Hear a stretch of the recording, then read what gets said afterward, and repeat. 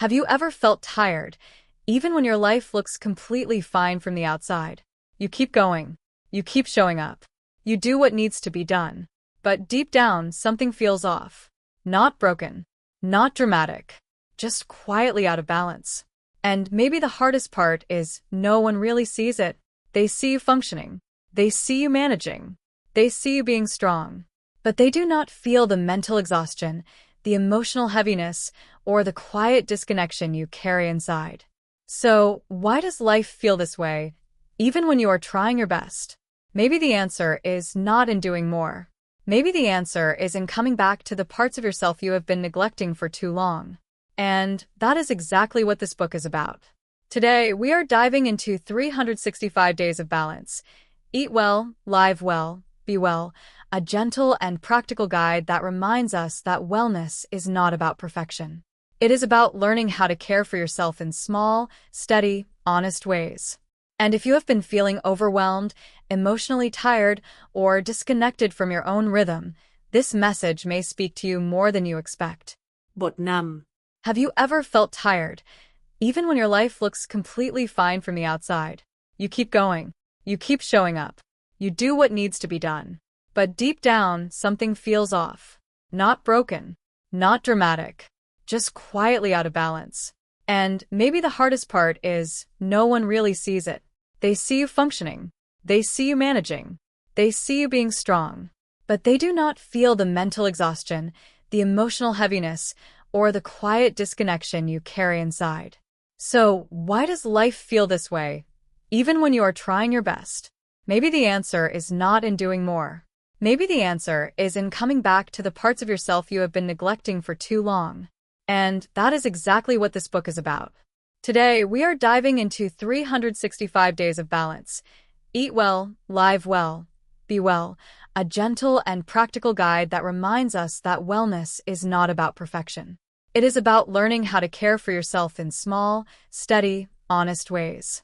And if you have been feeling overwhelmed, emotionally tired, or disconnected from your own rhythm, this message may speak to you more than you expect. That is why this book feels so meaningful. 365 Days of Balance. Eat well, live well, be well is not a book that shouts at you to transform overnight. It does not demand perfection.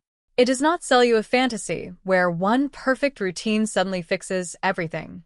Instead, it offers something gentler, wiser, and perhaps more realistic. It says that balance is not something you discover once and keep forever. Balance is something you practice, day by day, meal by meal, choice by choice, breath by breath. In this book, Dr. Emily Carter invites readers into a year-long journey of holistic wellness. She frames the book not as a strict plan, but as a supportive guide for women trying to care for themselves while navigating the real demands of work, relationships, personal growth, and everyday life. Rather than offering unattainable standards, she promises practical strategies that can fit into a busy, imperfect life. And that is what makes the message so powerful. This is not about becoming a new person. It is about returning to yourself. So, in today's video, we are going deep into the heart of this book.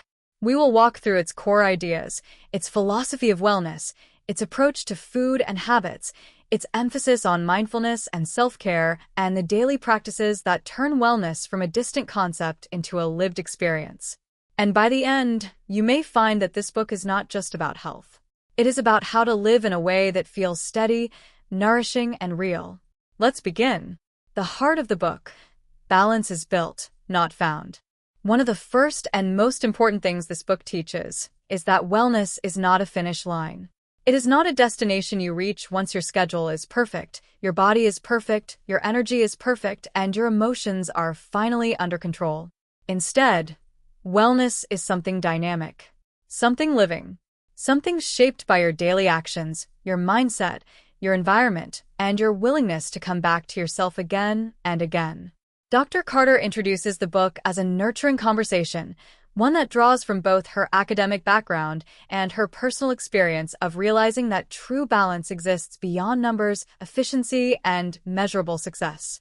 She writes that true wellness blooms in daily choices, what we eat, how we move, and how we make room for quiet introspection. That idea alone is worth slowing down for. Because so many people have been taught to think of wellness as an all-or-nothing project. Either you are doing everything right or you have failed. Either you are disciplined or you are lazy. Either you are fully on track or you have fallen off.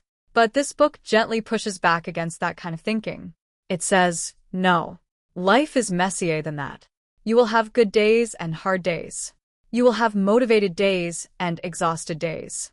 You will eat well one day and emotionally eat the next. You will have mornings where you feel grounded and evenings where you feel scattered. And none of that disqualifies you from living a balanced life. Because a balanced life is not a flawless life. A balanced life is a life where you keep returning. Returning to nourishment. Returning to awareness. Returning to rest. Returning to compassion. Returning to what matters. That is the deeper promise of this book. It does not ask for performance. It asks for presence. What holistic wellness really means. The foundation of the book rests on a holistic view of wellness. In other words, health is not treated as something limited to food, body weight, or exercise routines. Instead, it is portrayed as an interconnected whole that includes the body, the mind, the emotions, the spirit, and the way we relate to others and to our daily lives. The introduction and early chapters frame this journey around mindful eating, self-care rituals, reconnecting with nature, and the power of habit formation through small, consistent change. This perspective matters because it reflects how real life actually works. If your body is fed but your mind is overwhelmed, you do not feel well. If your schedule is organized but your spirit feels empty, you do not feel balanced. If your meals are healthy but your sleep is broken, your energy still suffers. If your body is strong but your inner life is neglected, something still feels incomplete. So the book encourages us to see wellness as a tapestry, not a checklist. Physical wellness includes nourishment, hydration, movement, and rest. Emotional wellness involves self-awareness, self-compassion, and the ability to acknowledge what you're feeling. Mental wellness includes focus, reflection, and practices that help reduce overwhelm.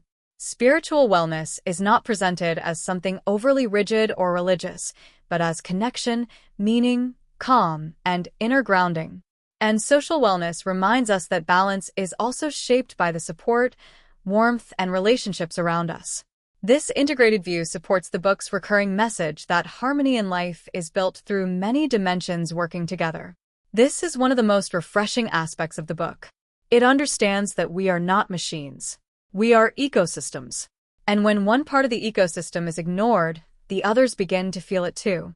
That is why the book does not say, just eat better. It says, look at your whole life. Look at how you wake up. Look at how you rush. Look at how you eat. Look at what drains you. Look at what restores you. Look at how often you pause. Look at how you speak to yourself. Look at the rhythms you live in every day. That is where balance begins. Why small habits matter more than dramatic change. Another major theme of the book is the transformative power of small habits. Dr. Carter repeatedly emphasizes that sustainable wellness does not come from extreme plans or drastic reinventions.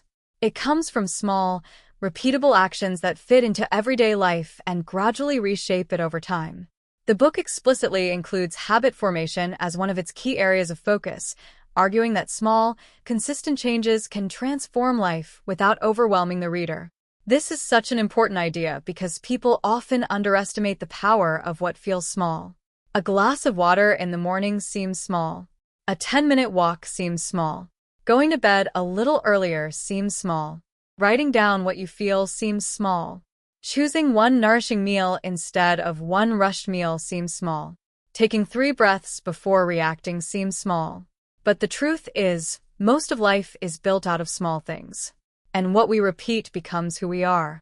The book encourages the reader to stop waiting for the perfect moment to begin some dramatic life reset, and instead focus on what can be done now, gently, realistically. That is why its tone feels so compassionate. It understands that a balanced life is not created by pressure. It is created by rhythm. If you think about it, habits are how life gets lived when no one is watching. They are the quiet architecture behind your energy, your clarity, your calm, and your health. And when the book speaks about building habits, it does not sound harsh or demanding. It sounds patient. It allows for imperfection. It assumes that you will need flexibility because real life is unpredictable. That flexibility is part of what makes the message believable. The goal is not rigid control. The goal is sustainable care. This may be one of the book's biggest gifts to the reader. Permission to grow slowly.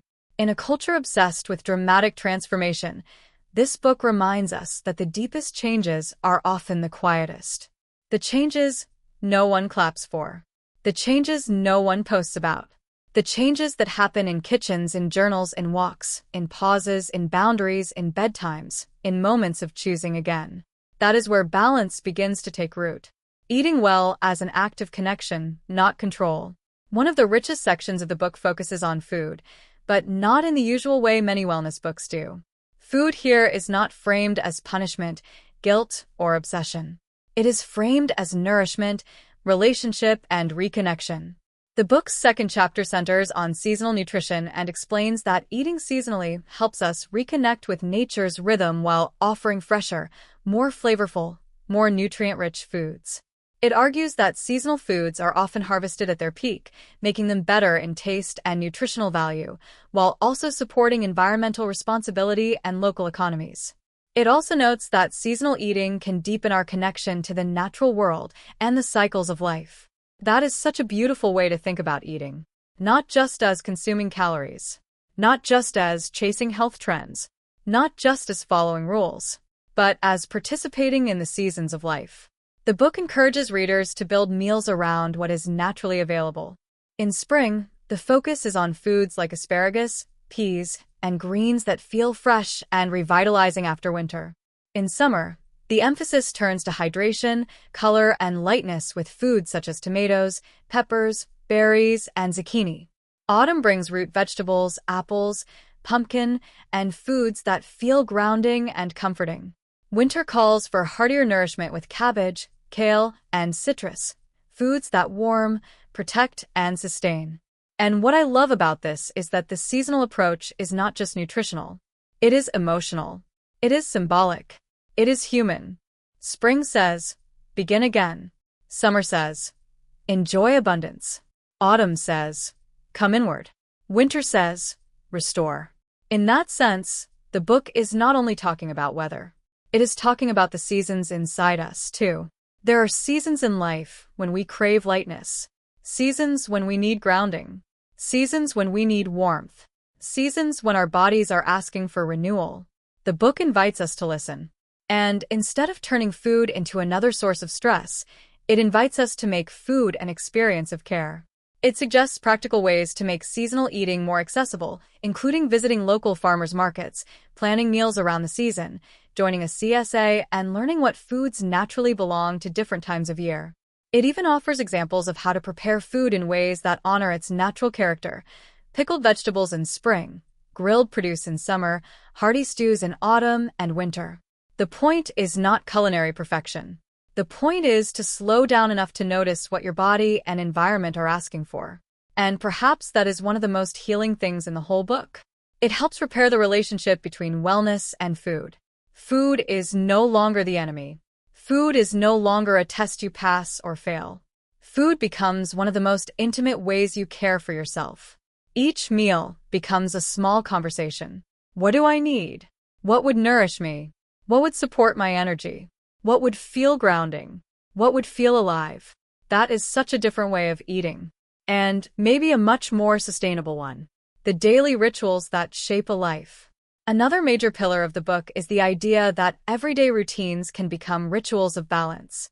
Instead of seeing the day as something that simply happens to us, the book encourages the reader to shape the beginning and end of the day with greater intention. This is especially meaningful because daily life is where most imbalance lives. Not in big crises, not in dramatic moments, but in the ordinary drift of rushed mornings, distracted meals, endless notifications, late nights, unfinished thoughts, and the feeling that you are always reacting instead of living. The book responds to that by suggesting simple, grounding daily practices. Across the text, and especially in the 365-day section, It emphasizes things like hydration, morning intention setting, mindful movement, journaling, gratitude, slowing down, and designing the day with care.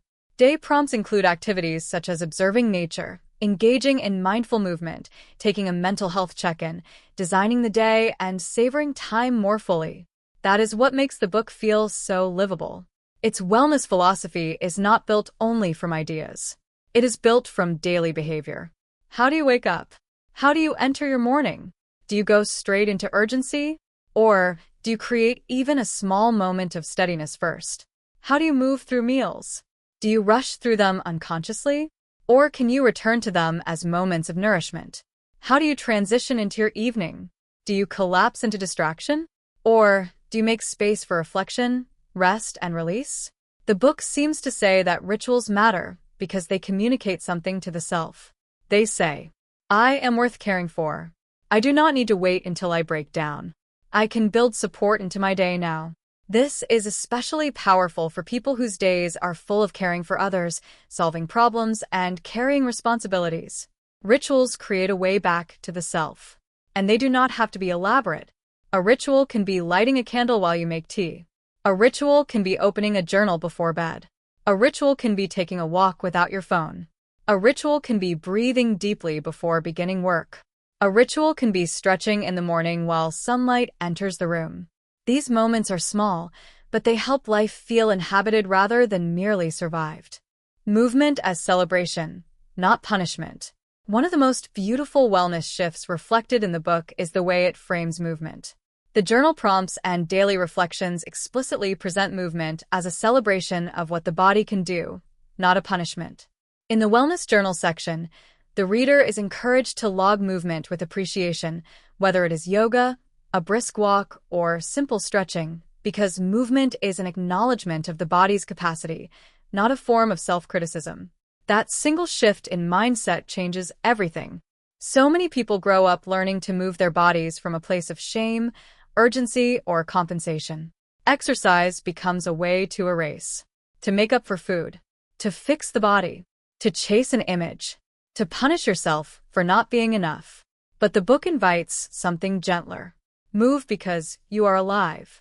Move because your body wants energy. Move because your mind needs space. Move because the nervous system softens when the body is allowed to flow. Move because walking in nature can return you to yourself. Move because dancing can lift your spirit. Move because stretching can be an act of kindness.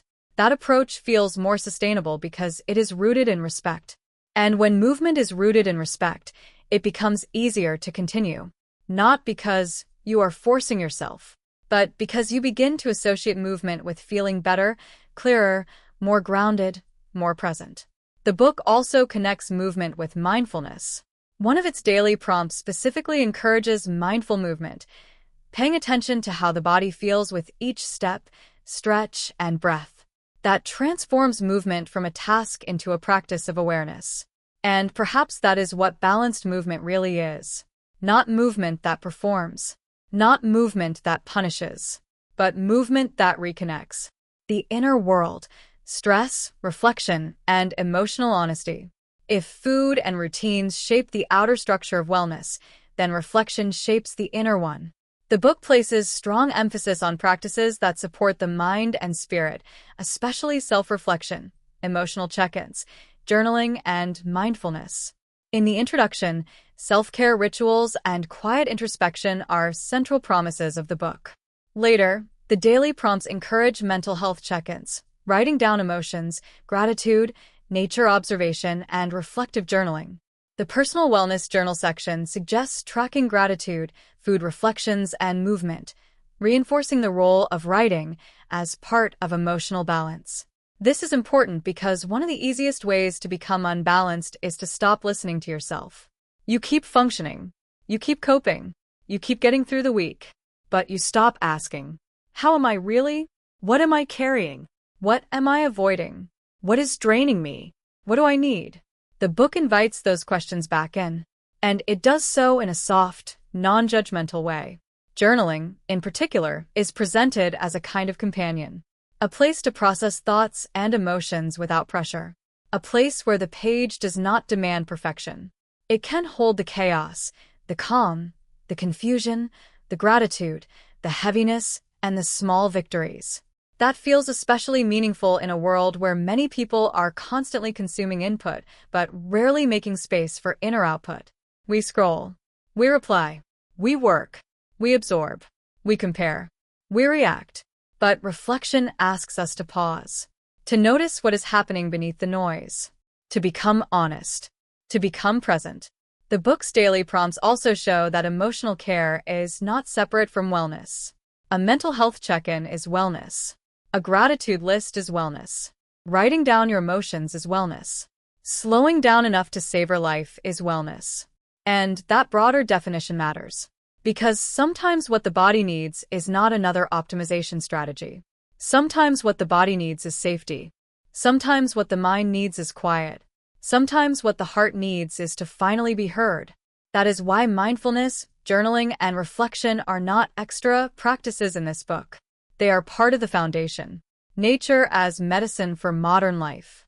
A subtle but recurring thread throughout the book is the importance of reconnecting with nature. The introduction directly includes nature's embrace as one of the book's core promises, describing it as a source of calm for busy lives.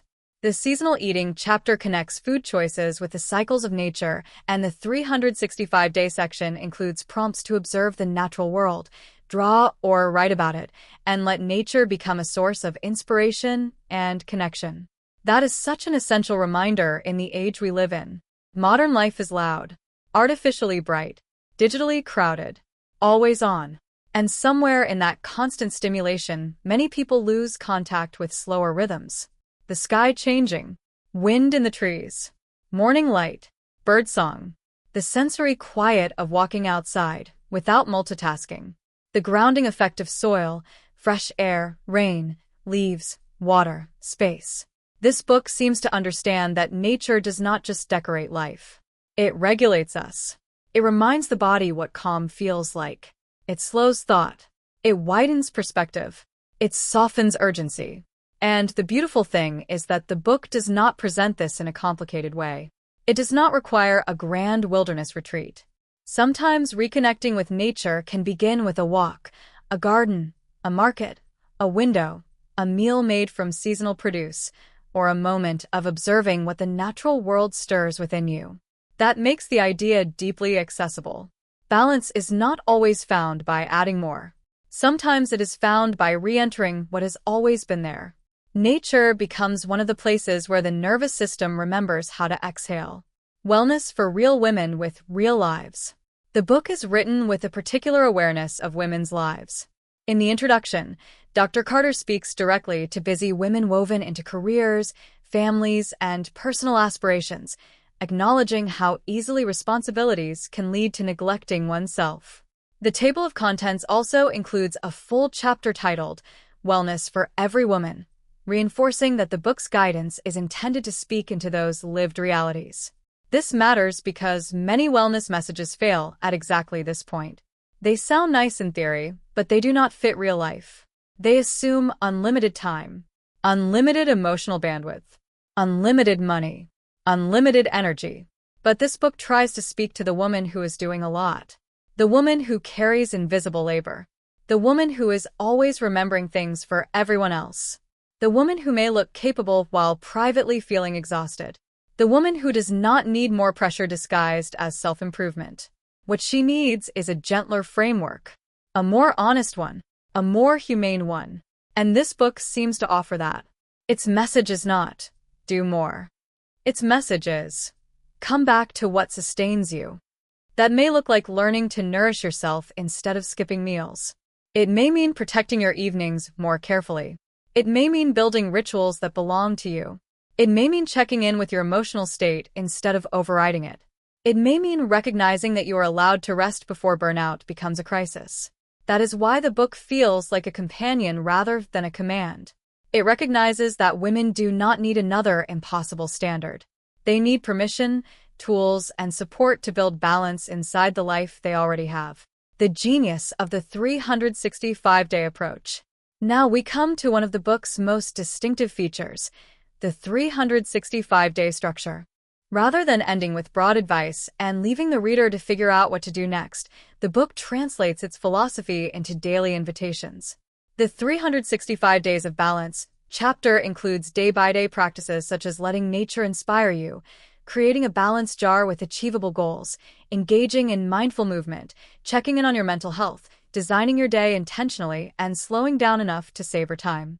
This is brilliant for one simple reason. It makes wellness tangible. So many people understand what balance means in theory. Fewer people know how to live it on a Tuesday afternoon, or on a stressful Thursday, or on a tired Sunday night, or in the middle of a work week that already feels too full. But daily prompts solve that problem. They break balance down into action, into one thing, one step, one moment of practice. And that is often all people need. Not a huge plan, not a total reinvention. Just one clear invitation. Drink the water. Take the walk. Write the page. Check in with yourself. Step outside. Move mindfully. Plan your day. Slow down enough to notice your life. This approach also respects how transformation actually happens. It happens through repetition. You do not become balanced because you had one inspired weekend. You become more balanced because you kept practicing steadiness in ordinary moments. That is why this book's title works so well, because it is not just about a theme. It is about a structure of living. 365 chances to begin again. 365 moments to remember yourself. 365 opportunities to choose nourishment over numbness, intention over drift, and presence over autopilot. That is deeply hopeful, especially for anyone who has ever felt behind. Because this structure quietly says, you have not missed your chance. Start today. Start small. Start where you are. The journal as a mirror of becoming. One of the book's loveliest touches is its encouragement to keep a personal wellness journal.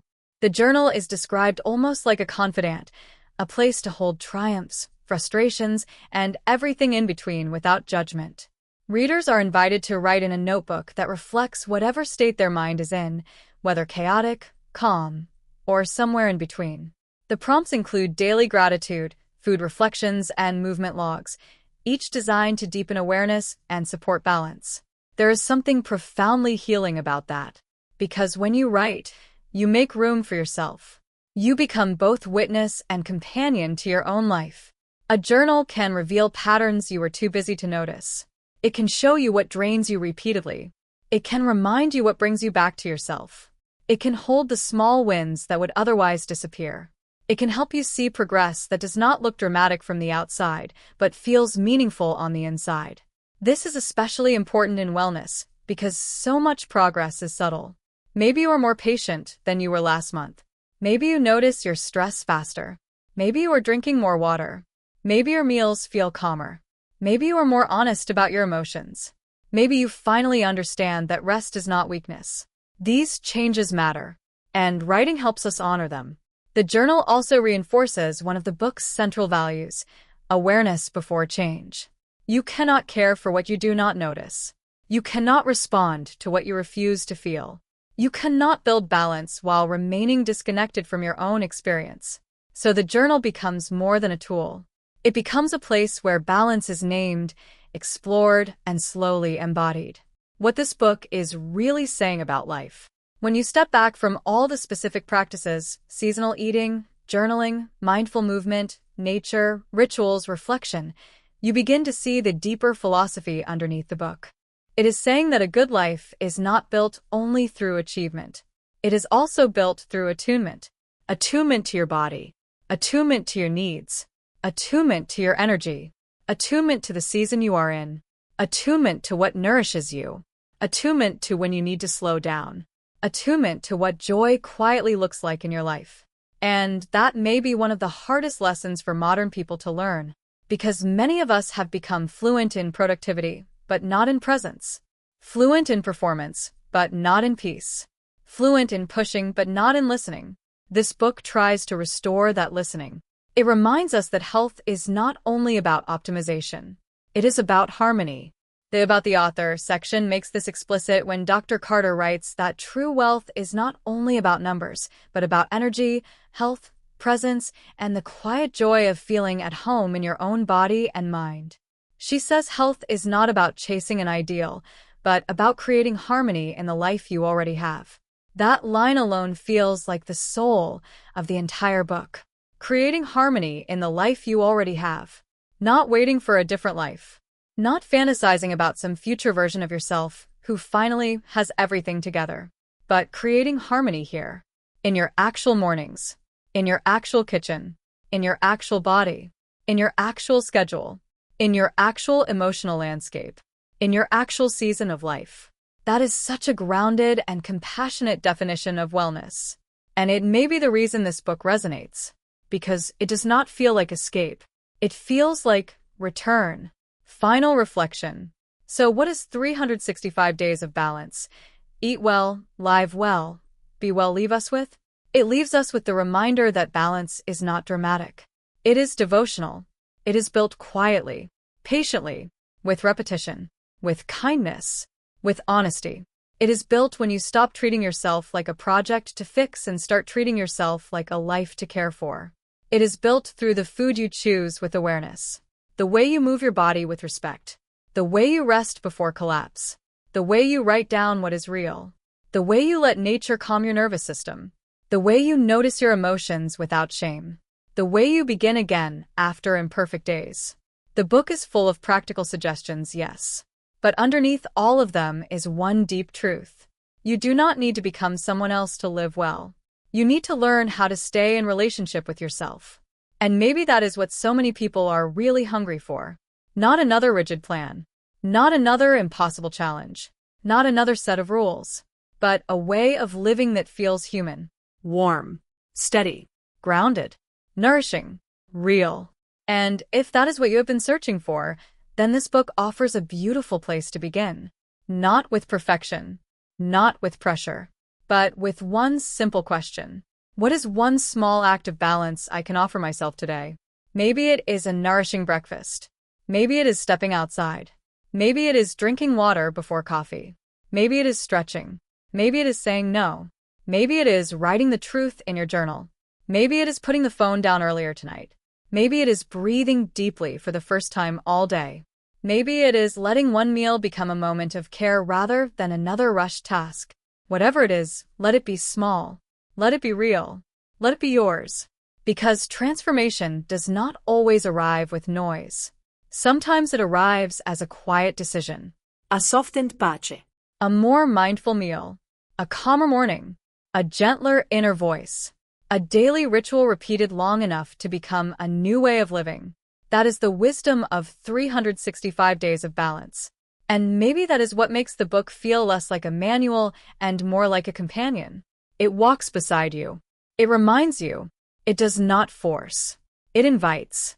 To eat well. To live well. To be well. Not perfectly, but faithfully. Not all at once, but day by day.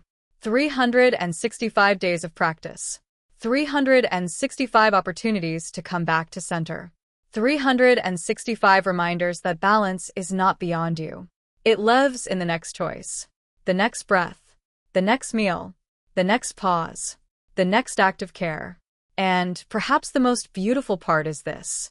You can begin now, right here, with the life you already have, with the body you already live in, with the schedule you are already carrying, with the heart that may be tired but is still hoping for something steadier.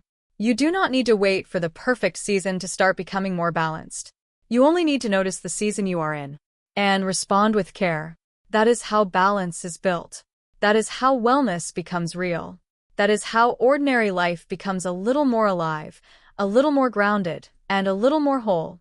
And if this message speaks to you, then maybe tonight is the perfect time to pause and ask yourself, what would it look like to stop chasing balance and start practicing it? Because maybe the life you want is not waiting at the end of some impossible transformation. Maybe it is waiting in the small, loving choices you make tomorrow morning, and the morning after that, and the day after that, until one day, without even realizing exactly when it happened, You look around at your life and notice something has changed. You are not moving through it the same way anymore. You are more present, more nourished, more aware, more gentle with yourself, more rooted in what truly matters. And that is not a small thing. That is a different way to live. Ending for YouTube. If you enjoyed this deep dive into 365 days of balance, take a moment today to choose one small practice from this message and make it real in your own life. Not 10 things. Not a full life overhaul. Just one. Because balance is not built in the big promises we make to ourselves once in a while. It is built in the quiet promises we keep every day. And maybe that is where your next chapter begins.